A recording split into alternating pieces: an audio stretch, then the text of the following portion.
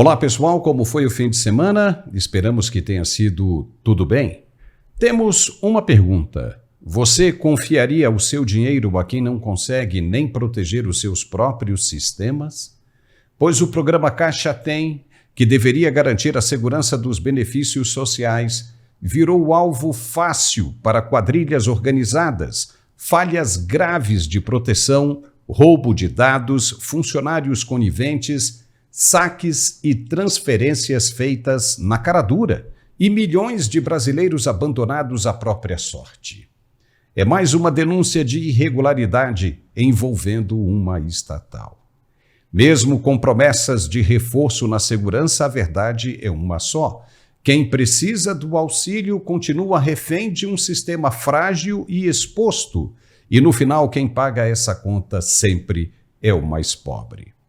Hoje, no nosso programa, você vai ver até onde foi o descaso que deixou a porta escancarada para o crime. Vamos falar sobre isso e outras coisas arrepiantes também. É logo depois do recado de nosso apoiador. Se liga aí que voltamos logo na sequência.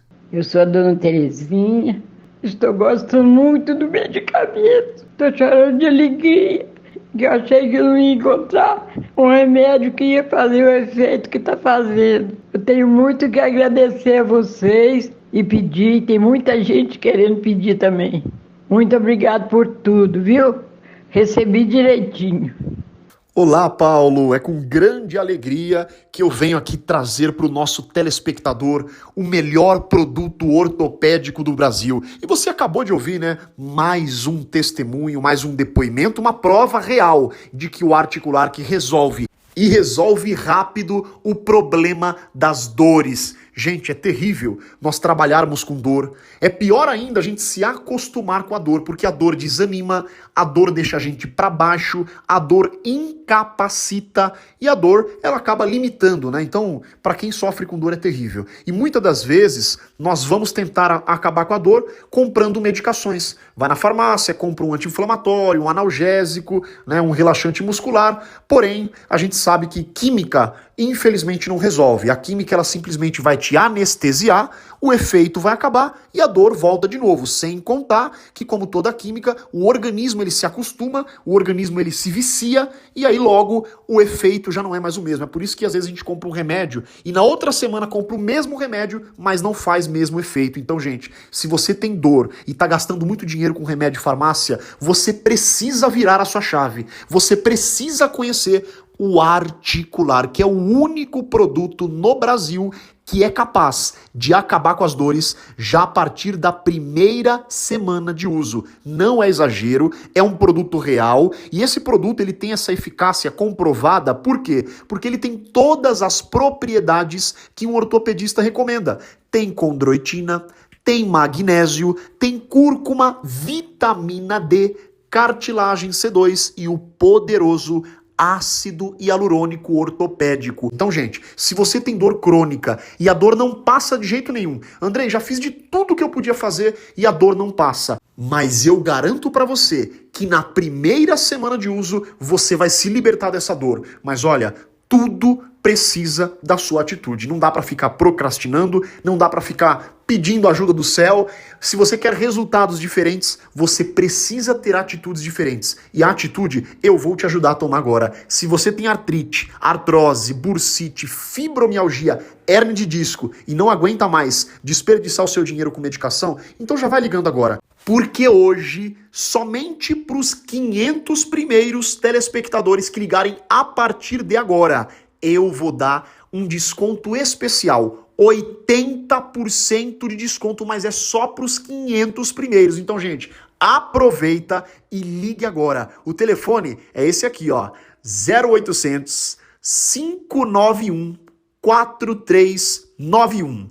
0800 591 4391. Vou repetir. 0800 591 4391. Então, gente, não perca essa oportunidade. Pela quantidade de pessoas que nos assistem, vai acabar muito rápido. Então, é a sua chance, é a sua oportunidade para você mudar de vida, voltar a trabalhar, voltar a ter um dia a dia saudável, porque ninguém merece conviver com a dor e aceitar isso para sua vida, né? Então, ligue agora, peça o seu articular que receba em casa o melhor produto ortopédico do Brasil.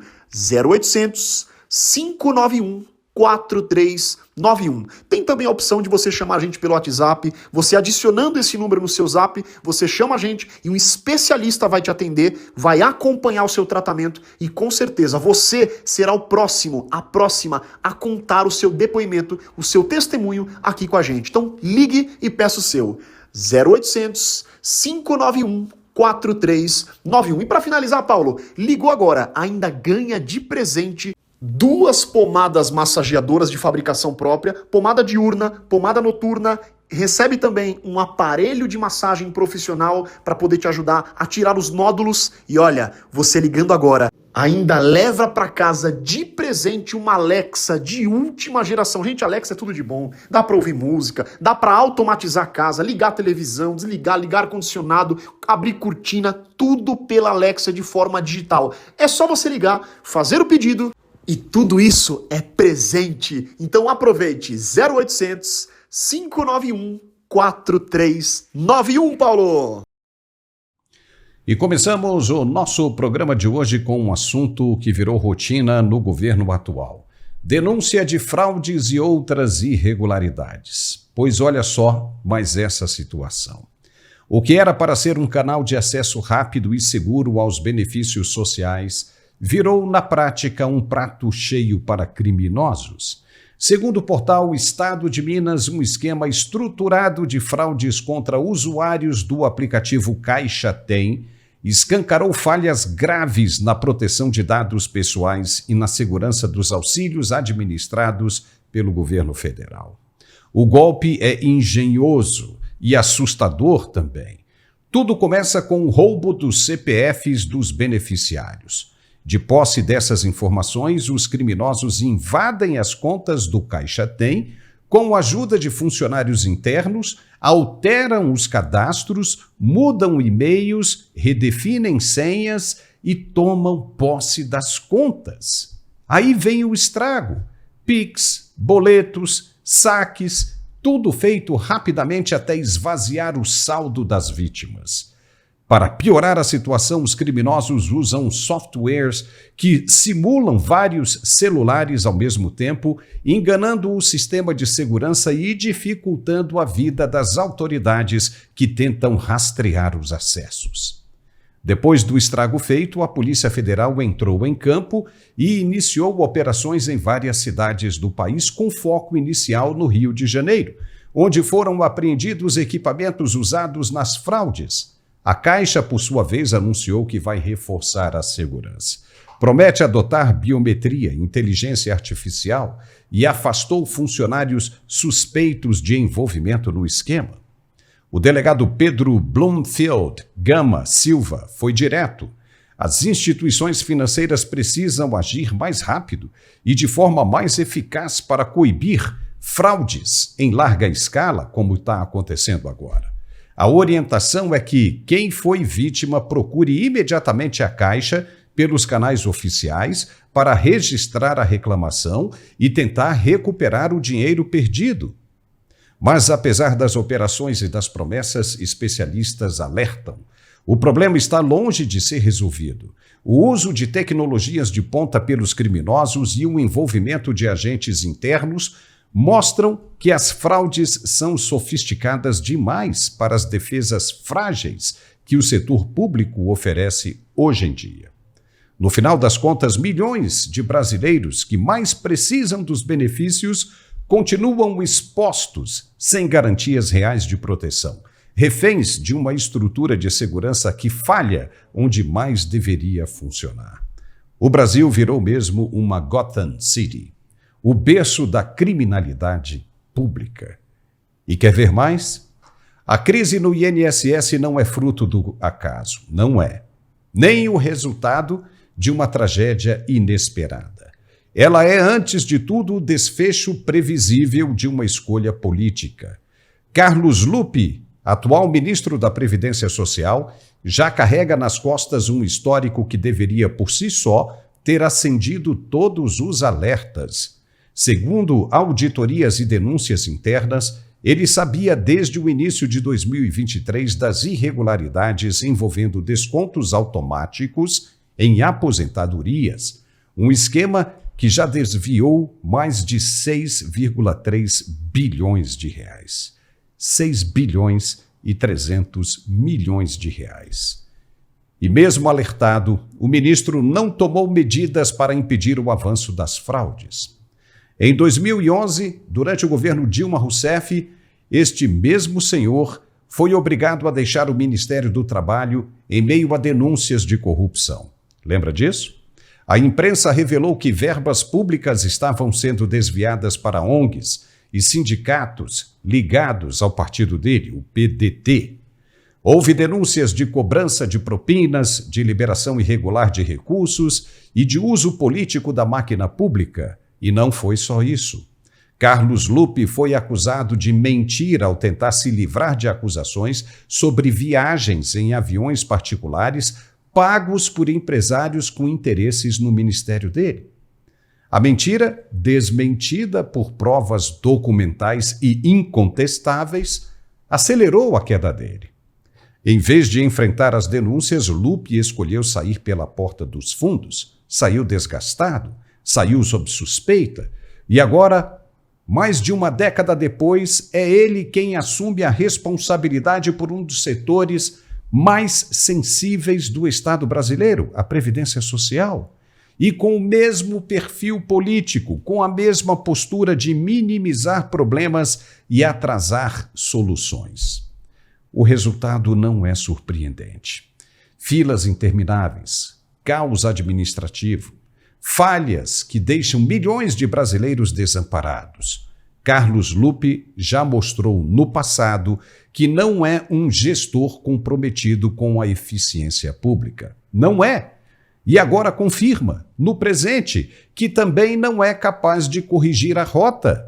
A crise do INSS não é apenas uma falha de governo, é uma consequência direta da escolha de colocar o interesse político acima da competência técnica. O governo sabia, sim, quem era Carlos Lupe, sabia do histórico dele, sabia das denúncias e, mesmo assim, escolheu ignorar. E agora quem paga o preço dessa escolha, mais uma vez, é o povo brasileiro, o trabalhador que contribuiu a vida inteira. O aposentado que espera na fila, a viúva que depende de uma pensão, o cidadão que clama por dignidade e recebe em troca apenas abandono. Quando a política se sobrepõe à responsabilidade pública, a tragédia é apenas uma questão de tempo. E no caso da Previdência Social, esse tempo já chegou. Enquanto isso, o presidente Lula viaja. Foi para o Vaticano para o funeral do Papa Francisco, levando uma comitiva de 18 pessoas, uma quantidade absolutamente desproporcional e desnecessária, que mais parece uma excursão partidária paga com o dinheiro do povo, com o seu dinheiro. Além da primeira-dama Janja da Silva, ministros, assessores. Foi incluída na lista nada menos que a tesoureira nacional do PT, Gleide Andrade, sem qualquer justificativa diplomática para isso. Uma afronta direta à lógica mais básica de respeito aos cofres públicos. Em vez de representar o país com discrição, Lula transformou a despedida de um líder religioso em palanque político, bancado com o nosso dinheiro. Enquanto outros países enviaram delegações enxutas e oficiais, o Brasil não. O Brasil mandou um batalhão de apadrinhados, misturando governo e partido sem o menor constrangimento. Cada passagem, cada hospedagem, cada diária paga sai do bolso do contribuinte, aquele mesmo que sofre com hospitais lotados, segurança precária, escolas sem estrutura e decepção ao saber que o parco dinheirinho que ele reuniu a vida inteira e que lhe sobra ainda é usurpado por fraudes no INSS. Tá bem isso? Não bastasse o cenário de crise, desemprego e rombo nas contas públicas, o governo preferiu gastar recursos que deveriam ser usados para o povo, em viagens de luxo para aliados políticos. O que se vê é o uso indecente da máquina pública para satisfazer interesses pessoais e partidários, enquanto milhões de brasileiros lutam para sobreviver. Esse governo não está nem aí para o povo sofrido do Brasil. Não está. Apenas tenta enganar os que ainda não acordaram para a realidade, que se confunde com decepção e desilusão por acreditar que este personagem que comanda o país hoje iria mesmo um dia ser o salvador da pátria. Doce ilusão, que se desfaz agora com os fatos recentes e incontestáveis. A velha prática petista de confundir Estado com partido volta de maneira escancarada. A comitiva vergonhosa no funeral do Papa é apenas mais um capítulo de que o governo deixou claro. O dinheiro público, para eles, para essas pessoas, é fonte inesgotável de privilégios e não um compromisso com quem realmente paga essa conta. Assim, quem banca essa vergonha somos todos nós, contribuintes. Um espetáculo triste e revoltante que prova que, para o atual governo, nada é sagrado quando se trata de defender os seus próprios interesses. Nem o respeito à fé, nem o respeito ao dinheiro do povo. E olha só, agora eu quero chamar a atenção para esse detalhe aqui, ó. Esse produto aqui é muito interessante, é o nosso apoiador e nós temos que falar dele. Se você quer dar um presente bem legal para alguém, para a namorada, para o namorado, para a esposa, para o maridão, para o filho, para o neto, vai aqui, ó, nesse site que está aqui embaixo, etielojavirtual.com, e faça o seu pedido. É um perfume muito legal, bem agradável, duradouro e que vai agradar realmente muita gente. Quando você chega em qualquer lugar, você será notado rapidamente. Então, não perca essa oportunidade. É um produto de luxo, mas que está com preço muito camarada. Você vai gostar. Acesse, então, o site etielojavirtual.com e faça o seu pedido. Valeu! Nos últimos dias, o presidente do Tribunal dos Semideuses fez declarações que não podem passar em branco. Lamento, mas não tem como passar em branco. Ao afirmar que o Congresso Nacional pode reescrever a lei sobre o crime de golpe de Estado, mas não pode escrever nada sobre anistia, Barroso revela algo que deveria acender um alerta em toda a sociedade brasileira. O tribunal, que deveria ser o guardião neutro da Constituição Federal, se arrisca a atravessar a linha que separa o juiz do político. Sim, a Constituição de 88 protege a democracia. E sim, ela veda o perdão para crimes que atentem contra o Estado de Direito. Mas justiça verdadeira, justiça que se sustenta no tempo, não se constrói com interpretações convenientes, não.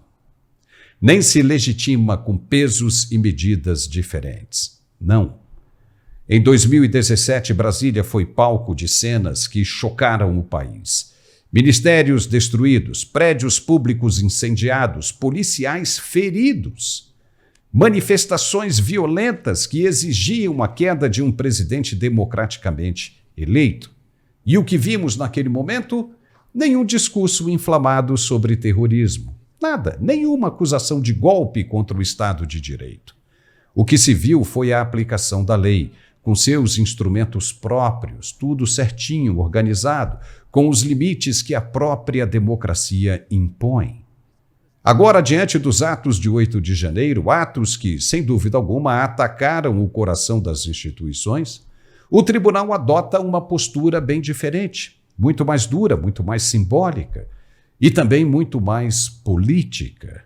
Não se trata apenas de punir os responsáveis, algo até necessário. Trata-se de tentar reescrever conceitos legais para fazer valer a força, uma narrativa que não cola.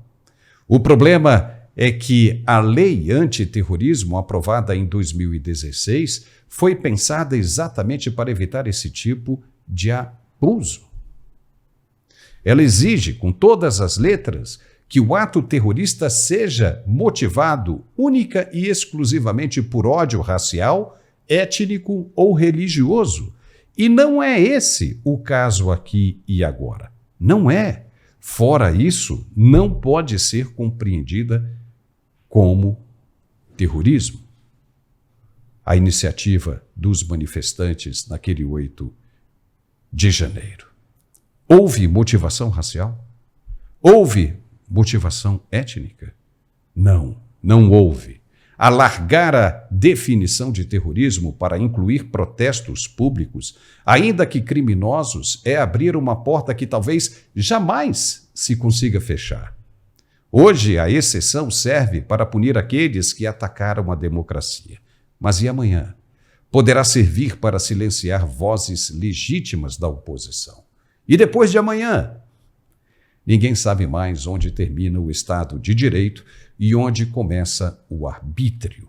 O Tribunal dos Semideuses tem uma responsabilidade que vai muito além das decisões do momento. Sua missão é proteger a Constituição, toda ela. Não apenas os artigos que lhe são convenientes, não apenas os princípios que reforçam a sua autoridade. Quando ministros distorcem a interpretação da lei para atender às pressões políticas ou ao clamor popular, eles abandonam o seu papel de guardiões da República e se transformam em protagonistas de disputas que não lhes cabem. Defender a democracia exige firmeza, sim, mas exige, acima de tudo, lealdade aos princípios que sustentam o próprio Estado democrático. Justiça não se faz com improvisos, nem com exceções, muito menos com tribunais de ocasião, porque quem rasga a lei para punir um inimigo também poderá rasgá-la para proteger um aliado.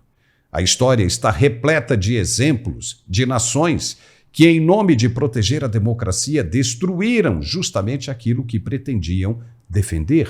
Democracia não é apenas o poder do povo, é o governo das leis e das garantias para todos. O Brasil precisa de justiça, justiça que respeite limites, que seja cega de verdade e conveniências políticas. Cegas de verdade a conveniências políticas. E, sobretudo, fiel à Constituição que jurou proteger. Punir crimes, sim. Punir excessos, sim, mas sem destruir os alicerces do Estado de Direito no processo. Porque a democracia que não respeita suas próprias regras deixa de ser democracia e vira apenas um nome bonito, bonitinho, para um poder sem freios. Democracia se defende com leis, com princípios e com coragem. Coragem para seguir o certo e não o conveniente. Nunca, mas nunca mesmo, com exceções. E agora vamos falar um pouco do internacional? O presidente da Rússia, Vladimir Putin, discursou nesta segunda-feira, 28 de abril, durante uma reunião do Conselho de Legisladores da Rússia em São Petersburgo. O discurso de Putin foi transmitido ao vivo pelos canais estatais russos, pouco depois de o Kremlin anunciar um novo cessar-fogo entre Rússia e Ucrânia. No entanto, durante sua fala, Putin não mencionou o novo cessar-fogo, focando apenas em destacar a importância do trabalho parlamentar dentro da Rússia. Segundo o Kremlin, Putin declarou um cessar-fogo de 3 dias na guerra contra a Ucrânia em maio, para marcar o 80º aniversário da vitória da União Soviética e seus aliados na Segunda Grande Guerra Mundial.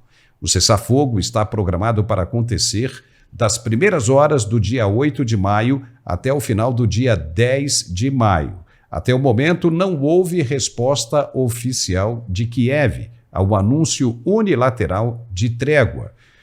O segundo em um curto espaço de tempo após um cessar-fogo de 30 horas durante a Páscoa, no qual ambos os lados se recusaram mutuamente de violar diversas vezes.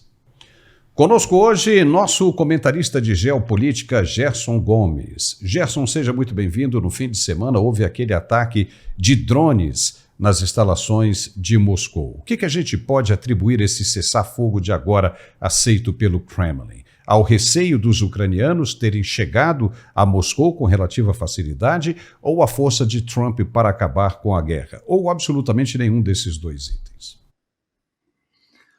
Boa tarde, Paulo. Muito bom estar voltando ao Mundial Telenotícias depois de um final de semana com muitas repercussões, né, do que está acontecendo na Europa, no leste da Europa. E você toca em uma questão que acaba, de certa maneira, sendo conectada com tudo que hoje a gente vê de discussões acontecendo no âmbito da OTAN, da guerra da Ucrânia. Veja que o próprio presidente Trump, ele encontrou com o Vladimir Zelensky e numa reunião privada, os dois sentados, cadeira frente de cadeira, olho no olho, em uma especial oportunidade durante ali a cerimônia fúnebre do Papa Francisco. O presidente Macron também pediu a oportunidade de conversar com Zelensky, mas eles quiseram separar as duas reuniões. O Macron passou, o próprio presidente Trump o cumprimentou, pediu privacidade, os dois ficaram ali sozinhos, e depois o próprio presidente Macron teve a oportunidade de conversar com Zelensky. Esse ataque que você falou não foi o único. Na verdade, nós já tivemos alguns ataques com drones, que são ações mais isoladas, mas que denotam uma certa fragilidade até do sistema defensivo desse tipo de incursão de drones, que voam a baixa altitude, têm capacidade, inclusive, de serem utilizarem rotas alternativas, né, em que você vai numa direção, iludindo o sistema defensivo, muda na última hora.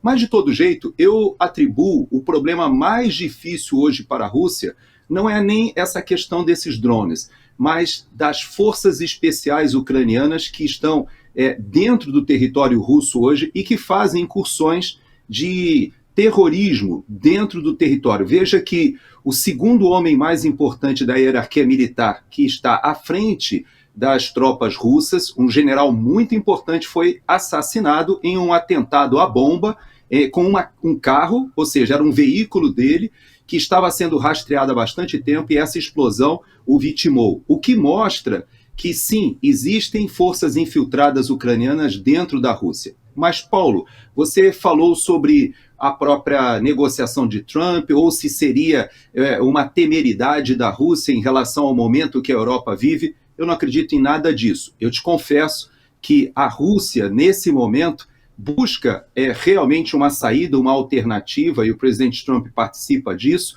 e a Europa tem interesse. A gente vai falar um pouquinho mais sobre isso do apagão que aconteceu hoje, que está acontecendo, na verdade, em tempo real. A gente está conversando aqui e há um apagão na Europa que ainda não foi resolvido totalmente. Mas antes da gente entrar nesse assunto, eu te digo o seguinte: hoje o Kremlin gostaria realmente de dar um término nessa guerra. Interessa muito à Rússia que esse conflito chegue ao fim. Mas não por se sentir ameaçado não, viu, Paulo? Eu creio que tem muito mais a ver com a questão geopolítica, financeira, reinserção, aproveitar esse momento que o presidente Trump gostaria de afastar a Rússia da China. Ele sabe disso. Os formuladores de geopolítica da Rússia sabem da importância que existe neste momento de uma negociação bem feita. Então, eu creio que é mais por aí. E não podemos esquecer que esse cessar-fogo, viu, Paulo, ele está sendo agendado para a celebração do Dia da Vitória. Nós estamos falando lá de maio, daquela semana de 8, 10 de maio. Não foi um cessar-fogo que começa a vigorar agora, essa semana. É algo planejado para acontecer nas celebrações do Dia da Vitória, porque para a Rússia, especialmente, a vitória na Segunda Guerra Mundial tem um peso gigantesco sobre o nazismo, e nós não podemos esquecer que, àquela ocasião, Rússia e Estados Unidos estavam co-beligerantes, ou seja, estavam trabalhando juntos contra o nazifascismo. E ele, de certa forma, quer trabalhar essa ideia de que houve uma coalizão no passado que poderia ser retomada. Vamos ver se pega, se funciona essa ideia à força, né, Paulo? E já que falamos de alemães, né, Gerson?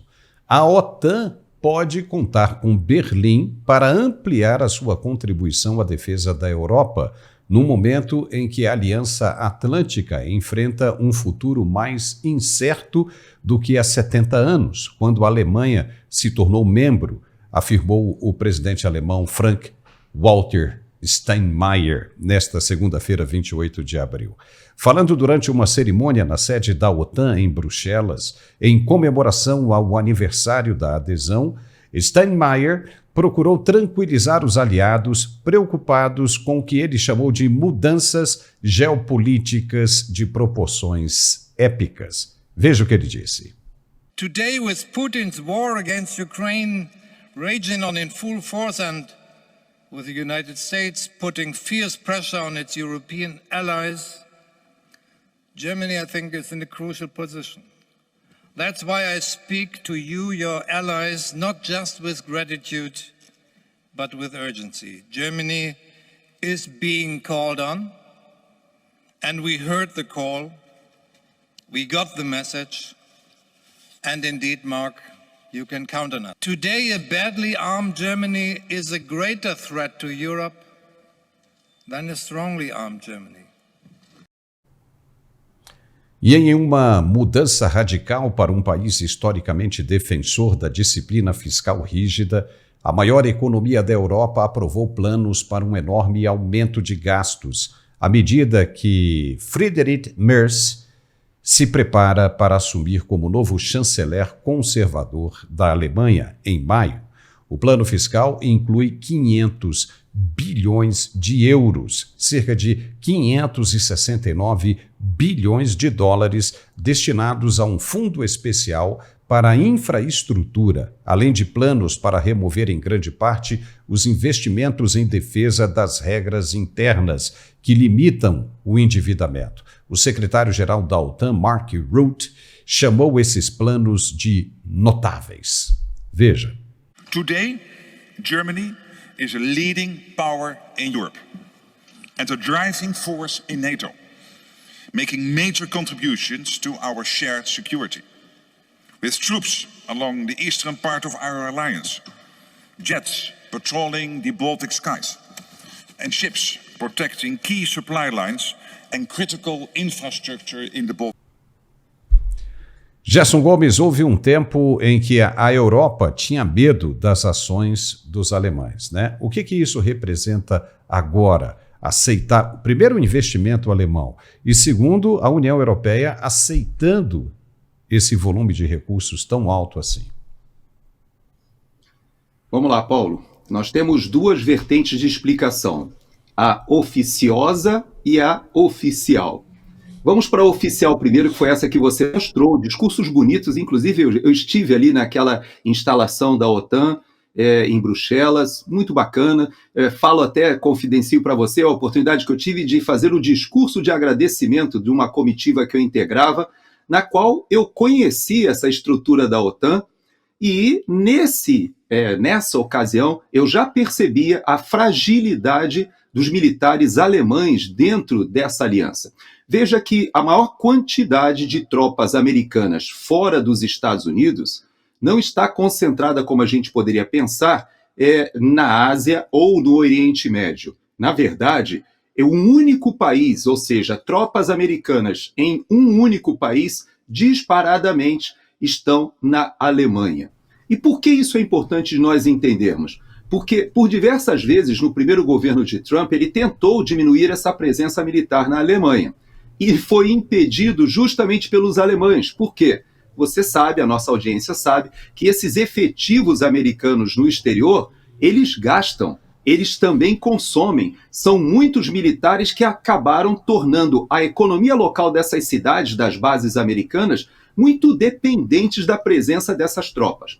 Quando Trump começa a ameaçar retirar a prioridade do leste europeu, dizendo, olha, essa é uma guerra que vocês devem começar a pensar sobre as consequências para a Europa, porque para os Estados Unidos a questão da Ucrânia não é da nossa prioridade.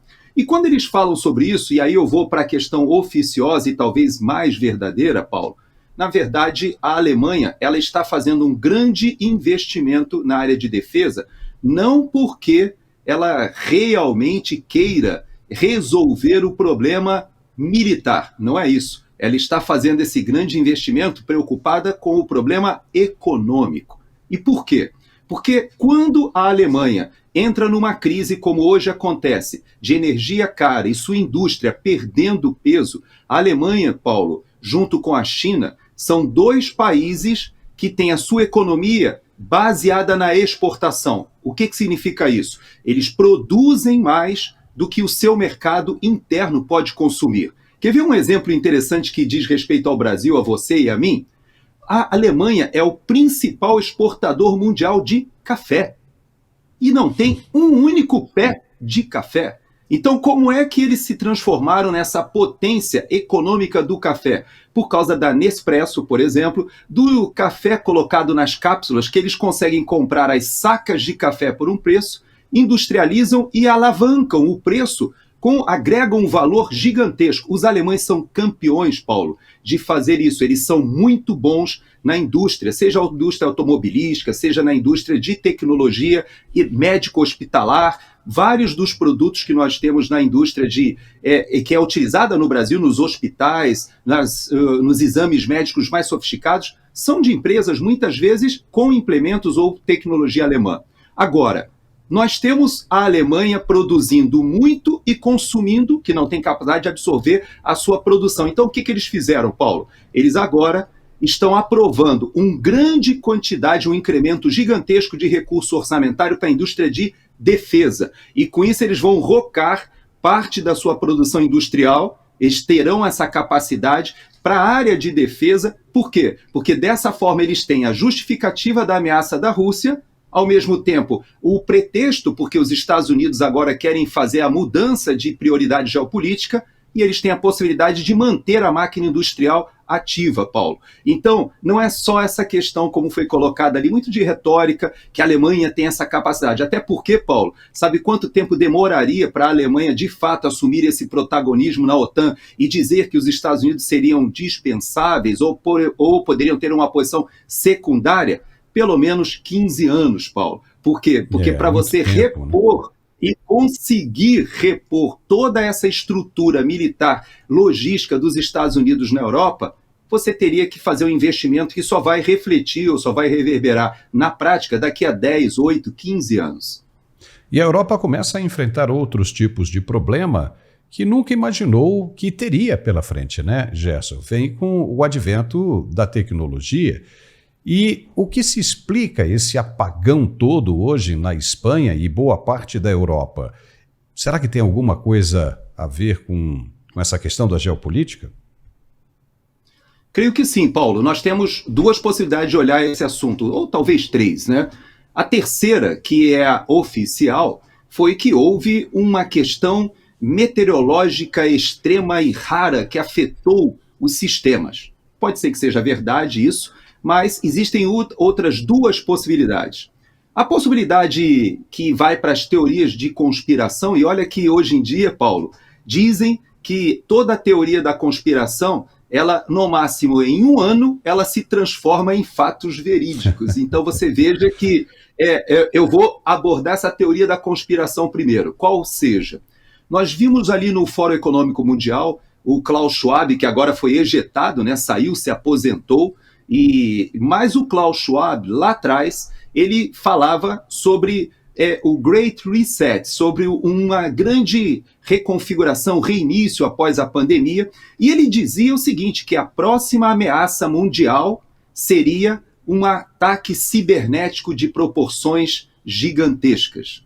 Então veja que na Europa, há poucas semanas, foi estimulada a população a adquirirem kits de emergência de sobrevivência de 3 dias, pelo menos, estimulando a população a se preparar para alguma intempérie. E agora acontece esse apagão que pode sim estar conectado com isso que o Klaus Schwab falava. Então essa seria a segunda possibilidade. E eu vou para a terceira, que na minha opinião talvez seja a mais provável. Talvez nós estejamos diante de um cyber-ataque, ou seja, de um ataque cibernético. toda a infraestrutura crítica elétrica, Paulo, tanto de Portugal, Espanha, parte da França, até da Bélgica também, eu falei da OTAN ali em Bruxelas, ou seja, parte da Europa hoje foi afetada por um tipo de apagão em cadeia que para hospitais, aeroportos, hotéis, foi uma verdadeira confusão, que ainda está acontecendo. A verdade é que existem geradores que estão acabando a sua capacidade, geradores a diesel, vários setores já retornaram, bairros já retornaram. Você que tem a cidadania espanhola, ali na sua cidade está tudo apagado, viu, da sua cidade natal, na sua região que você conhece bem, inclusive na fronteira com a França, ali do Países Baixos, ali estava tudo escuro.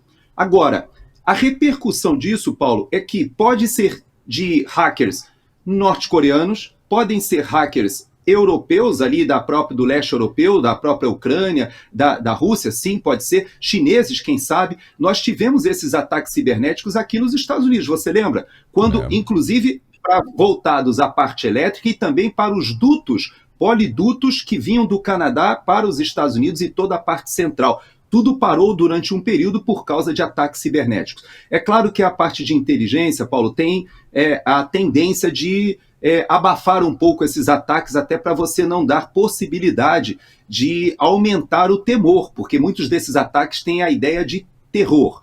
Mas aqui nos Estados Unidos, eu te confesso que o meu irmão, que trabalha numa fábrica de semicondutores, eu não vou dizer a fábrica, nem vou dizer aonde, mas a empresa dele já foi obrigada a pagar para hackers para voltar à operação, porque eles entraram em uma fábrica de semicondutores que fabrica chips para a área de defesa dos Estados Unidos. Então você veja que o próprio Estados Unidos, aqui o próprio sistema de defesa cibernética dos Estados Unidos, ele faz grandes investimentos nesse assunto. Então, eu imagino, Paulo, que nesse momento que nós estamos falando de guerra da Ucrânia, isso possa ser uma mensagem passada pelos russos, que obviamente jamais assumirão que foram eles, vão dizer que são hackers isolados, independentes, né? E sempre a desculpa é que são hackers independentes. Mas quando você investiga esse assunto, o pessoal da área de inteligência aqui dos Estados Unidos atribui a grande capacidade que existe hoje nesse setor, na Rússia, na China, na Coreia do Norte e no Irã também. Então você veja que são países que não por acaso estão muito em evidência no que diz respeito ao terrorismo internacional, Paulo. Esses russos, o governo russo é muito mentiroso, mente demais, né? Eu acho até mesmo que isso faz parte de uma cartilha, né? desse pessoal de esquerda mentir na cara dura, e no outro programa nós vamos falar sobre isso também. Mas olha só esse outro episódio que também está gerando desconfianças. Um vídeo de drone capturou a vasta extensão da destruição no maior porto do Irã, Bandar Abbas, após uma explosão ocorrida neste fim de semana. O número de mortos pela poderosa explosão subiu para pelo menos 40, com mais de 1.200 feridos, foi o que informou a mídia estatal neste fim de semana, no domingo à noite, enquanto os bombeiros continuam trabalhando para extinguir completamente o incêndio. Ainda tem muita chama rolando. A explosão do fim de semana aconteceu na seção Shahid Rajai do porto, o maior centro de contêineres do Irã, quebrando janelas a vários quilômetros de distância, veja, quilômetros, arrancando tiras de metal de contêineres de carga e causando grandes danos às mercadorias armazenadas, segundo a mídia estatal. O incidente acontece enquanto o Irã realiza a terceira rodada de negociações nucleares com os Estados Unidos em Omã. Gerson Gomes, o que pode ter causado essa explosão aí que nós vimos no porto do Irã? Já há quem diga que teria o dedo das forças israelenses nisso aí. O que você acha? Sim, é possível que seja uma ação de forças especiais? Sim, mas esse tipo de explosão, pelo menos nós temos a referência daquela que aconteceu já há quase 5 anos, em 2020, lá no porto do Líbano, ou seja, em Beirute, em que, você lembra, foi a maior explosão não nuclear de toda a história. Então, a repercussão na época foi gigantesca, pensando tratar-se de um ataque, quando na verdade era um armazenamento de nitrato de amônia, que pode ser utilizado tanto para a parte de fertilizantes, agricultura, mas todos sabem que esse é um dos elementos que se utilizam na fabricação de explosivos. Tudo leva a crer, Paulo, que foi mais ou menos algo nessa linha que deve ter acontecido agora no Irã.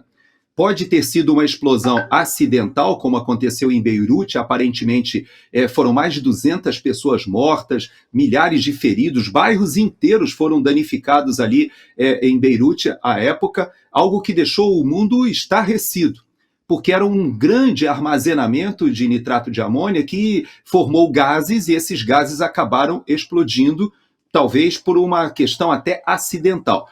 É o caso do Irã? Não sabemos, é muito prematuro. Para você ter uma ideia, essa investigação lá do Líbano, até hoje a gente ainda não tem uma resposta oficial se foi algo provocado ou natural ou acidental. Mas, no caso do Irã, no contexto que nós estamos vivendo, é possível sim que tenha sido uma ação deflagrada em um ponto sensível, já conhecido pela inteligência israelense. É possível, mas também é possível que seja algo similar ao que aconteceu em Beirute, no Líbano, fruto da fabricação de armamentos explosivos que são extremamente perigosos e sensíveis. E para não ficarem nos alvos, muitas vezes, da artilharia ou da inteligência israelense, é muito comum que você localize esses depósitos da parte comercial, na parte de portos, etc., porque você faz uma camuflagem junto à atividade comercial normal ou regular, civil. Então, é possível que tenha sido isso, então, Paulo. Vamos aguardar o que as investigações vão nos mostrar. Porque isso coincide, né, com as declarações do primeiro-ministro israelense Benjamin Netanyahu na semana passada, no qual ele afirmava que iria atacar as instalações nucleares do Irã, que ele sabia, os israelenses sabiam exatamente onde estavam as instalações e os insumos, né? Quem sabe daí possa ter acontecido isso mesmo, porque, poxa vida, para atingir alvos a quilômetros de distância é muita coisa, é muito possível que tenha havido ali algum insumo dessa natureza, né, que tenha causado essa explosão toda, né? Mas vamos Paulo, acompanhar. Fala. Uma observação no que você está falando, eu li alguma coisa sobre propelentes. Você sabe que o Irã hoje é um dos países que conseguem fazer mísseis balísticos, que inclusive lançou mísseis balísticos do Irã que atingiram Israel a mais de 2.000 quilômetros. Os mísseis balísticos que o Irã fornece aos Houthis, ou fornecia, eles conseguiram atingir o sul de Israel a 2.000 quilômetros. O propelente desses mísseis, já houve quem disse ou quem dissesse que você pode estar na linha certa. Em vez de atingir a fabricação, o enriquecimento de urânio, uma forma indireta é você atingir os insumos de propelentes desses mísseis balísticos. Pode ser por aí também. Você levanta uma tese bastante crível, viu, Paulo? Não, legal. Você tocou nos Houthis aí, é engraçado, a gente ia até colocar no programa de hoje, mas a gente deixou para uma outra hora, aquele porta-voz lá, militar dos Houthis, que fala gritando, né, como se estivesse numa feira vendendo telefone celular. Ele disse que os Houthis vão continuar os ataques, né, no Mar Vermelho ali, né, principalmente de instalações militares americanas. Uou! Isso vai piorar a situação, inclusive para eles, né? Porque eles estão sendo apoiados pelo Irã, né, durante todo esse tempo. E agora vão confrontar os militares americanos naquela região. Vai ficar complicado, né, Gerson? Você acaba levantando um dos argumentos do presidente Trump quando ele fala sobre a OTAN. Veja que esse assunto está interligado por quê? Porque aquele estreito ali que os Houthis no Iêmen de certa maneira, fazem um terrorismo, é justamente a entrada como você disse, do Mar Vermelho, mas que vai em direção ao Canal de Suez, que é a única ou a principal rota comercial com a Europa. Então, quem deveria fazer a segurança dessa via marítima, como os Estados Unidos, para você ter uma ideia, eles utilizam essa via comercialmente com 4% só. O restante é a Europa. Então você veja que quem é que deveria fazer essa segurança? Se você olhar as bases que existem no Djibouti, que é do outro lado ali do Estreito do Iêmen, você vai ver que existem bases italianas, alemãs, inglesas, francesas. Todo mundo tem tropa ali querendo tomar conta da entrada do Mar Vermelho. Mas quem vai para lá e vai para a briga e vai para o confronto acaba sendo o exército ou as forças armadas norte-americanas. Por isso que o Trump, ele diz, há um preço a pagar por isso.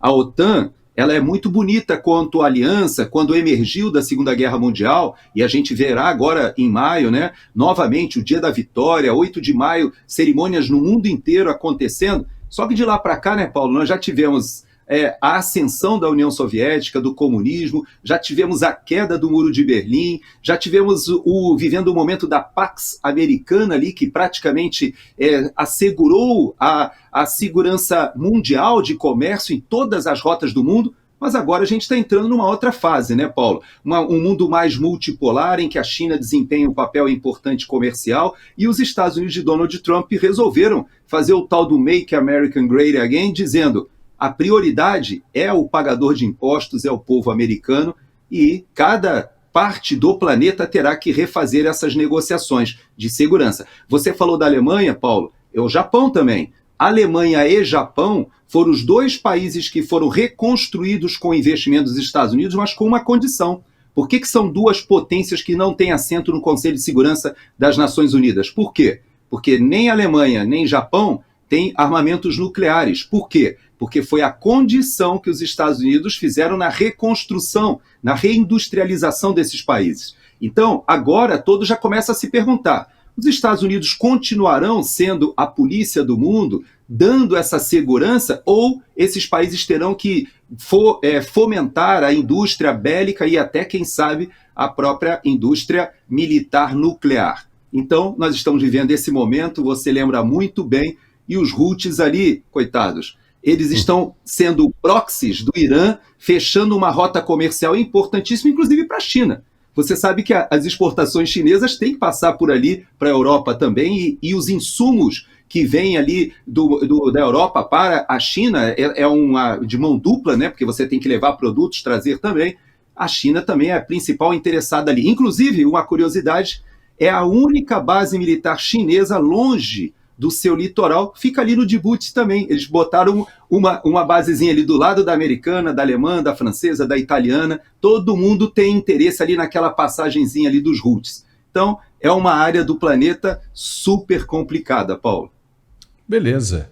E os ministros do exterior dos países que compõem o BRICS, agora ampliado, se reuniram nesta segunda-feira, dia 28, no Rio de Janeiro, com a abertura marcada por um apelo do Brasil por paz nos principais pontos de conflito mundial, especialmente na guerra da Ucrânia, e discussões sobre uma resposta coordenada às novas barreiras comerciais impostas pelos Estados Unidos. Em seu discurso de abertura, o chanceler brasileiro Mauro Vieira destacou a grave crise humanitária que persiste na Ucrânia. O BRICS, agora formado por Brasil, Rússia, Índia, China, África do Sul, Egito, Arábia Saudita, Emirados Árabes Unidos, Etiópia, Indonésia e Irã, enfrenta o desafio de lidar com as recentes ações unilaterais dos Estados Unidos, como a tarifa de 145% imposta sobre produtos chineses. Fontes próximas às negociações indicam que os ministros devem divulgar uma declaração conjunta criticando essas medidas, mas com tom crítico moderado, apesar da pressão da China por palavras mais duras. Os diplomatas também vão abordar o financiamento climático em preparação para a cúpula do clima da ONU, que o Brasil sediará em novembro, no momento em que as nações em desenvolvimento sofrem pressão crescente para ampliar sua participação em iniciativas globais de combate às mudanças climáticas. Gerson Gomes, esse papo de agência climática já deu, né? É a maior furada. Só serve mesmo para esses oportunistas tirarem dinheiro dessas instituições para essas ONGs que só querem mamar. É ou não é? Essa sua maneira de simplificar os assuntos é sensacional, Paulo. Mas, na verdade, você foi na direção certa. É uma grande via de drenagem de recursos para o terceiro setor, essas ONGs, que, na verdade, estão terceirizando recursos do pagador de impostos, porque elas drenam o orçamento sem controle. Sabe que aqui nos Estados Unidos, essa está sendo uma das prioridades ali do DOGE e dessa reestruturação. Drenar recursos das ONGs que, na verdade, acabam voltando para políticos e fomentando a corrupção, como acontece no Brasil e em outros países. No que diz respeito às mudanças climáticas, a provocação que eu tenho feito é a seguinte, Paulo: será que essa COP em Belém ela vai realmente acontecer? E se acontecer, eu creio que deve, como dizem, né, nas redes sociais, flopar. Eu creio que vai acontecer algum tipo de evento muito mais cultural do que realmente decisório, do que diz respeito às mudanças de matriz energética, mudanças climáticas, etc.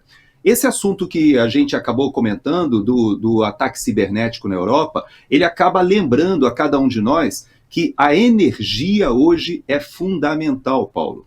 E quando você coloca essa pauta, que aqui nos Estados Unidos o presidente Trump simplesmente rasgou e já disse que é uma verdadeira instrumentalização da pauta, com muita pegada ideológica do que diz respeito à mudança climática, que na verdade não pensa no seguinte: o ser humano, para se desenvolver com inteligência artificial, com computação quântica, com toda a tecnologia que é demandada hoje, precisa de energia.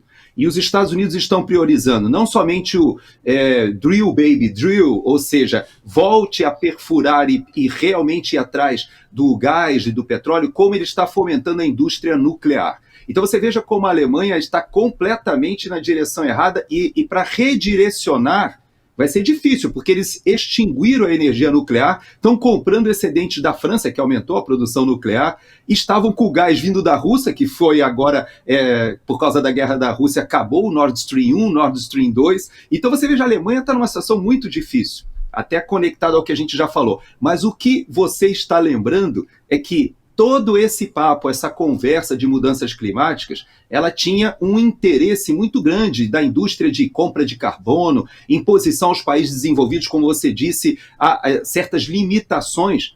E tudo isso, Paulo, hoje está sendo revisto. Então, estou contigo, acho que esse é um tema que a gente vai precisar abordar nas próximas semanas, nos próximos meses, ver o que está acontecendo. Houve aquela estrada, né, que foi aberta ali para a COP dentro da floresta, que já foi uma incongruência.